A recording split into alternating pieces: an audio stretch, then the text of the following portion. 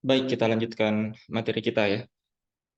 Oke, jadi tadi kita sudah terapkan dua limit Newtonian dalam persamaan medan Einstein ini ya. Yang pertama yaitu limit relativistik. Hasilnya kita dapatkan em, persamaan 4 ya. Persamaan untuk R00 ya, atau tensor Ricci komponen 00. Kemudian kita juga dapatkan persamaan geodesik yang sudah tereduksi atau menjadi lebih sederhana dengan hanya meninjau komponen 00 saja ya. Karena pada limit non relativistik kerapatan energi diam itu sangat dominan sehingga yang lainnya bisa kita abaikan.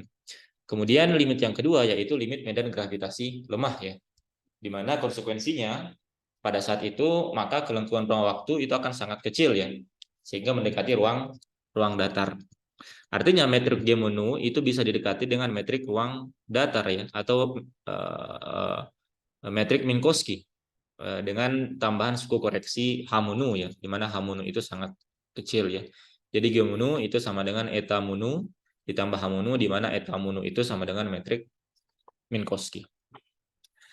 Nah, kemudian kita melangkah ke limit yang ketiga. Limit yang ketiga itu adalah limit medan statik. Limit medan statik.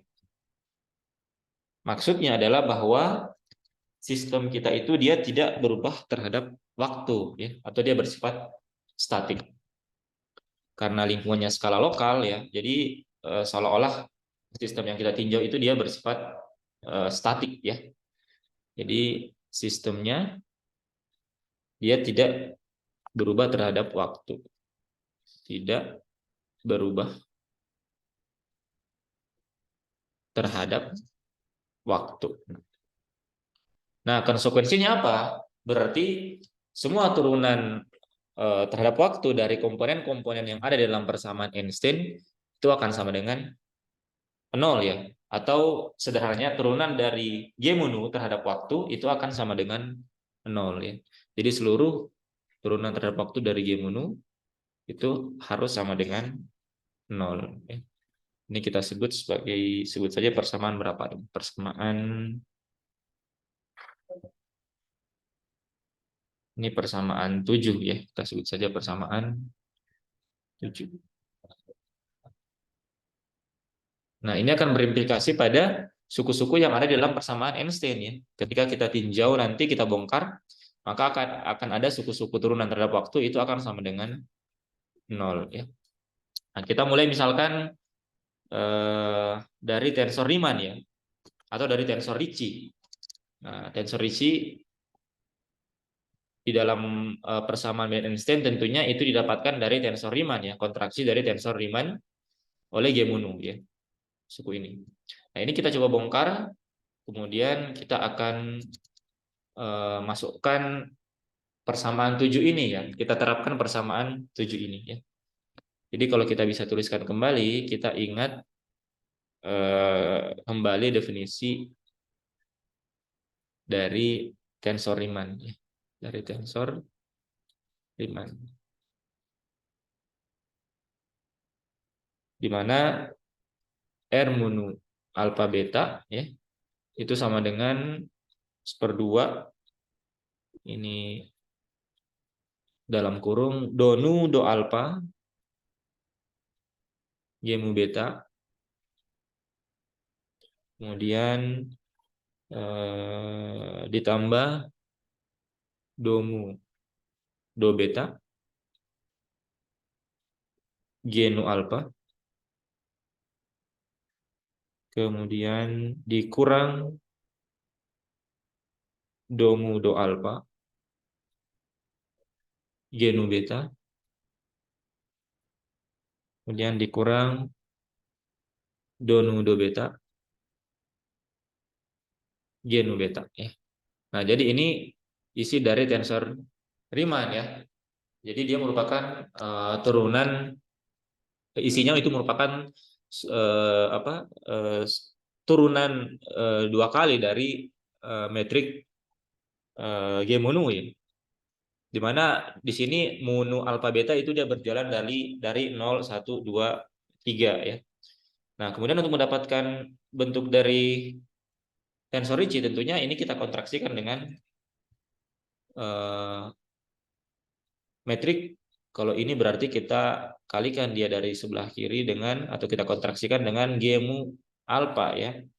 Sehingga kita akan dapatkan G mu alfa dikali dengan R mu nu alfa beta. Nah, maka mu alfanya akan saling cancel sehingga ini tinggal menyisakan Ricci tensor ya. Berarti di sini R nu beta ya, nu beta. Nah, ini akan sama dengan G mu alfa per 2 dikali dengan suku yang ada di dalam kurung ini ya. Ini ya. Nah, karena tadi kita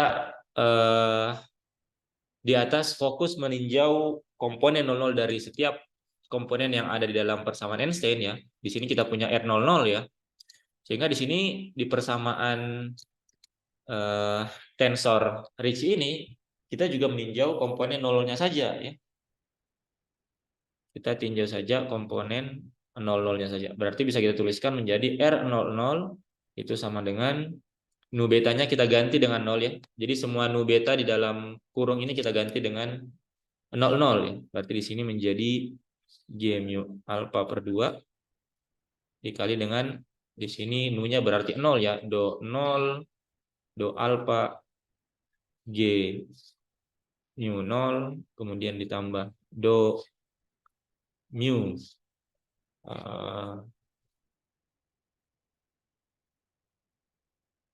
do mu beta kemudian do mu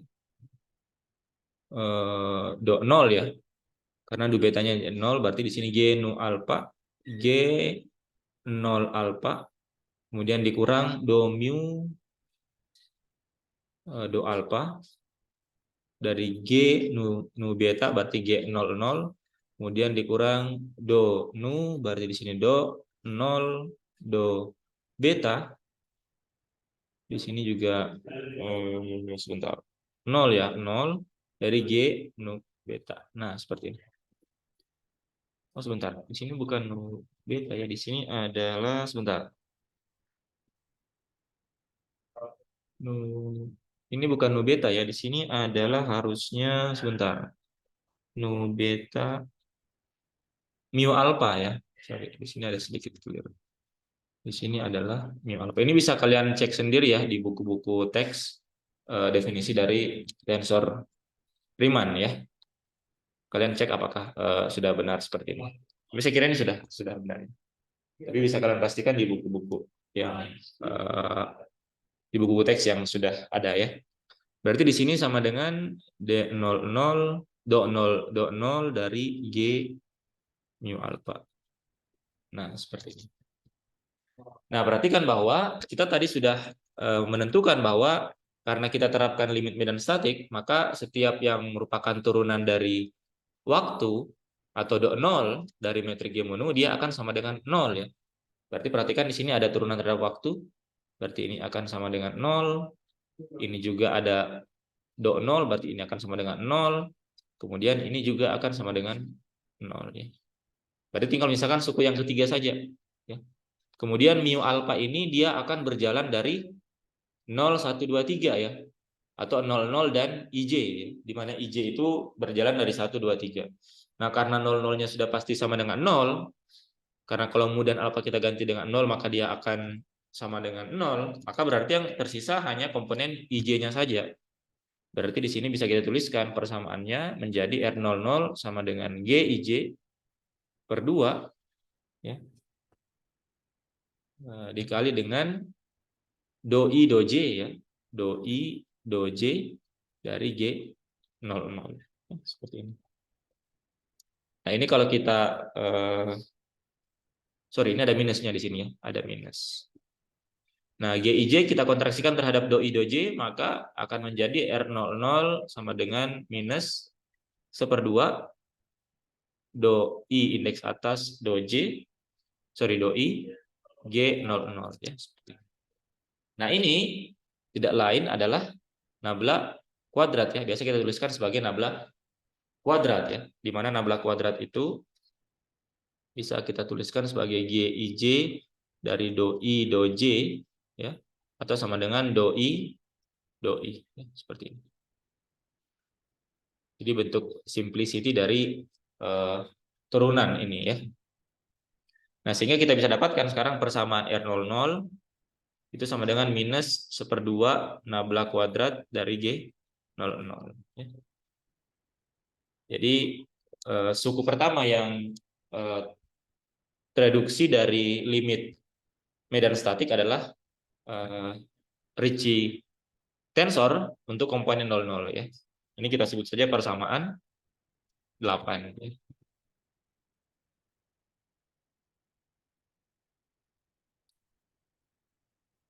Nah, kemudian yang terdampak kembali dari persamaan 7 ya, itu adalah simbol Christoffel ya. Kita punya di atas di sini simbol Christoffel dari gamma mu 00 ya.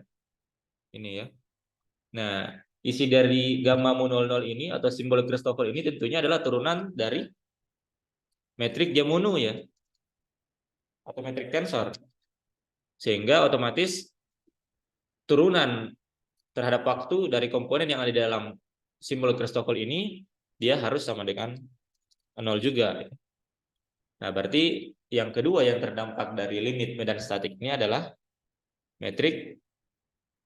adalah simbol Christoffel ya. Jadi gamma mu 00 ini kalau kita uraikan kan, ini kalian bisa cek gamma mu 00 itu sama dengan 1/2 G mu alpha dikali dengan do 0 dari G0 alpha ditambah do 0 dari G alpha 0 dikurang do alpha dari G00 ya. Nah, berarti suku ini akan sama dengan 0 ya. Ini juga akan sama dengan 0 ya. Karena turunan terhadap waktu dari metrik G-Munu itu akan sama dengan 0. Sehingga sekarang persamaannya menjadi ini tinggal sama dengan 1/2 G mu alpha. Ini ada minus di sini. Di sini do alpha G00 ya seperti ini.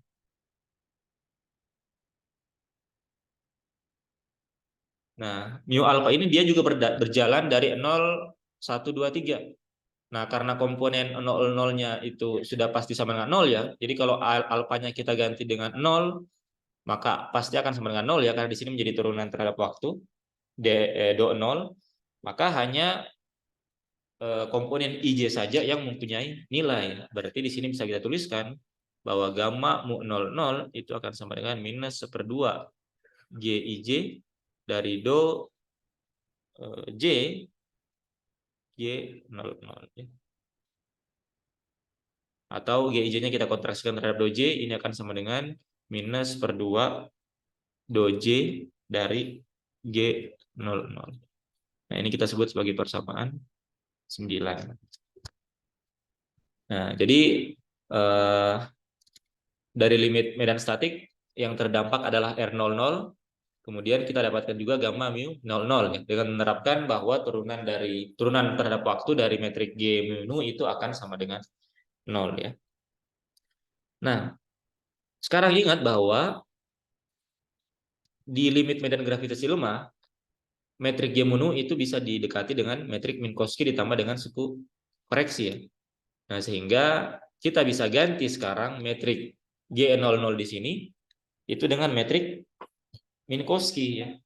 Nah, ingat kembali bahwa di limit yang kedua tadi, metrik G-Munu itu bisa kita nyatakan dalam eta mu ditambah dengan H mu ya, di mana eta mu ini merupakan metrik Minkowski ya, yang mana bentuknya itu min 1 1 1 1 yang lainnya 0 ya, seperti ini. Jadi bagian diagonalnya itu seperti ini ya.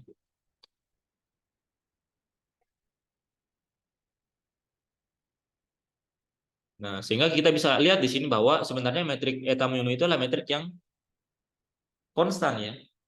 Jadi ruang Minkowski dengan melihat komponen metriknya itu mempunyai metrik yang konstan. Ya. Di sini adalah min 1, 1, 1, 1. Ya. Berarti metriknya adalah konstan. Nah, sehingga doi dari G munu itu berarti kita bisa tuliskan menjadi doi dari eta mu ditambah H mu. Nah, karena eta mu-nya itu konstan, berarti ini akan sama dengan 0 ya. Berarti ini akan sama dengan doi dari H mu saja. Nah, seperti ini. Jadi doi G munu itu sama dengan doi H munu ya. Dengan menganggap bahwa G munu itu didekati dengan metrik Minkowski ditambah dengan suku koreksi. Dan metrik eta munu sendiri itu adalah metrik yang bersifat konstan ya. Karena komponennya itu adalah min 1, 1, 1, 1 ya.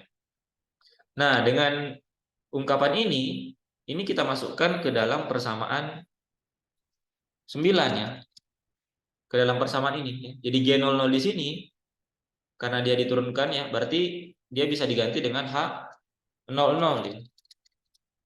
Sehingga di sini persamaan 9 itu menjadi gamma mu 00 itu sama dengan doj dari H00 saja ya.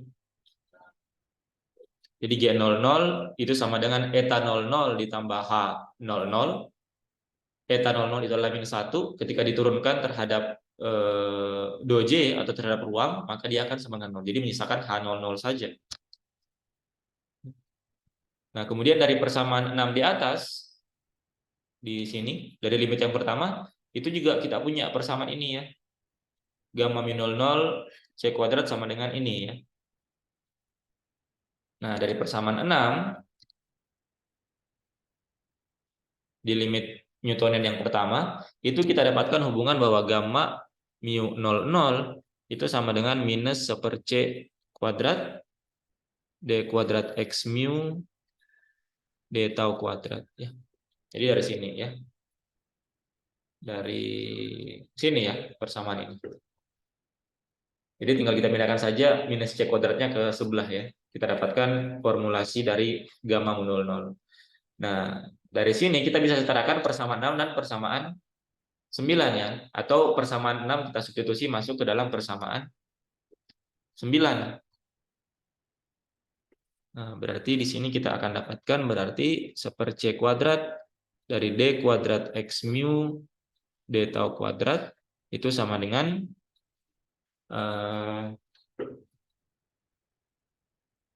di sini sebentar.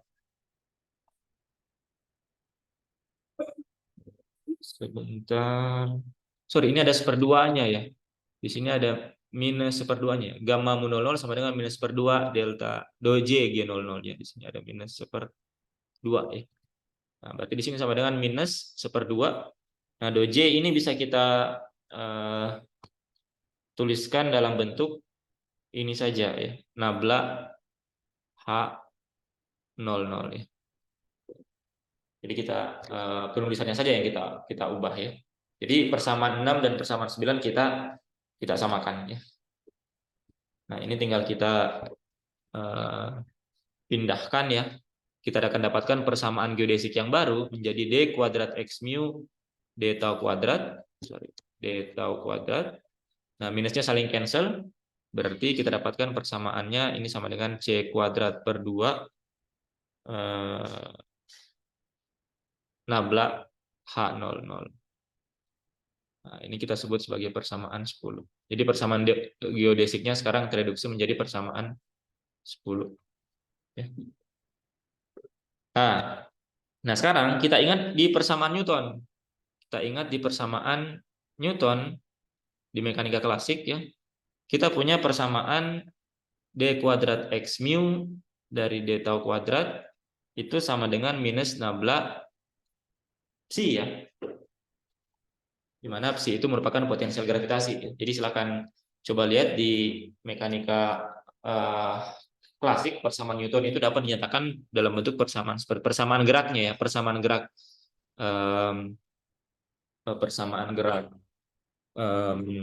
Newton itu bisa dinyatakan dalam bentuk persamaan, kita sebut saja ini persamaan 11 ya. Persamaan 11. Jadi ini persamaan gerak dalam Newton ya. Nah, persamaan 10 dan persamaan 11 ini bisa kita setarakan ya. Samakan. Berarti dari kedua persamaan ini kita akan dapatkan C kuadrat per 2 nabla H00 itu sama dengan minus nabla psi ya. Atau nabla H00 itu sama dengan minusnya bisa kita kalikan masuk ya. C kuadrat ini karena dia konstan bisa kita masukkan ke dalam persamaan, kita gabungkan dengan potensial gravitasi psinya. Berarti di sini bisa kita tuliskan sama dengan nabla dari minus 2 psi per C kuadrat ya. Artinya kita bisa simpulkan di sini bahwa H00 itu sama dengan minus 2 psi per C kuadrat ya. Nah, kita dapatkan sekarang nilai dari H00-nya atau suku koreksi dari metrik G mononya. Ini kita sebut sebagai persamaan 12. Nah, sekarang kita kembali ke Ricci tensor di atas ya. Kita dapat dua ungkapan Ricci tensor dari yang pertama dari ini, dari limit Newtonian yang pertama ya. Ini kita punya persamaan 4, R00 sama dengan 1/2 KT00. Dan ungkapan R00 yang lain kita dapatkan di limit medan statik ya, di mana R00 sama dengan minus per 2 nabla kuadrat G00. Jadi antara persamaan 4 dan persamaan 8 ada persamaan 4 dan persamaan 8, kita bisa memperoleh hubungan. Jadi kita tuliskan saja ya. Di sini dari persamaan 4 kita dapatkan R00 itu sama dengan 1/2 K T00. Dan dari persamaan 8 kita punya R00 sama dengan minus 1/2 nabla kuadrat G00. Nah, sehingga dari kedua persamaan ini itu bisa kita tuliskan bahwa berarti 1/2 K T00 ya, itu sama dengan minus 1/2 nabla kuadrat G00. 1/2-nya bisa kita coret. Nah, kemudian G00-nya. Nah, ini tadi bisa kita dekati dengan metrik Minkowski ya. Berarti bisa kita tuliskan KT00 itu sama dengan minus nabla kuadrat. Ini menjadi eta 00 ditambah dengan H00 ya. Nah, kita tahu bahwa eta 00 itu adalah minus 1, kemudian H00 tadi adalah minus 2pi per C kuadrat. Minus 2pi per C kuadrat.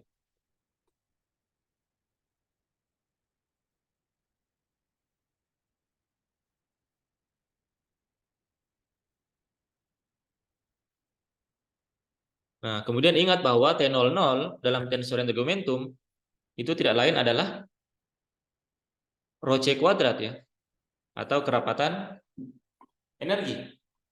Berarti di sini bisa kita tuliskan K rho C kuadrat seperti ini. Kemudian ini minusnya bisa kita keluarkan. Berarti bisa kita sederhanakan kembali menjadi K rho C kuadrat. Ini sama dengan nabla kuadrat dari 1 ditambah 2pi per C kuadrat. Nah, perhatikan bahwa nabla kuadrat dari 1 itu akan sama dengan 0. Berarti tinggal menyisakan nabla kuadrat dari 2pi per C kuadrat. Ya. Berarti bisa kita dapatkan di sini berarti K rho C kuadrat itu sama dengan nabla kuadrat dari 2pi per C kuadrat. Nah, karena 2C kuadratnya itu adalah konstan, bisa kita pindahkan ke ruas kanan ya. Berarti kita dapatkan di sini nabla kuadrat psi itu sama dengan berarti di sini 1/2 K rho C pangkat 4 ya.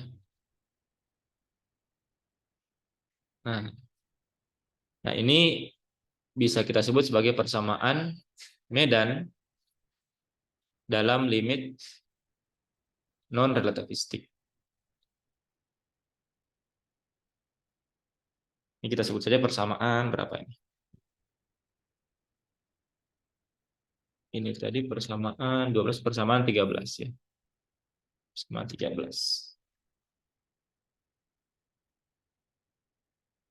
Nah, kita sudah dapatkan persamaan medan Einstein dalam limit non relativistik.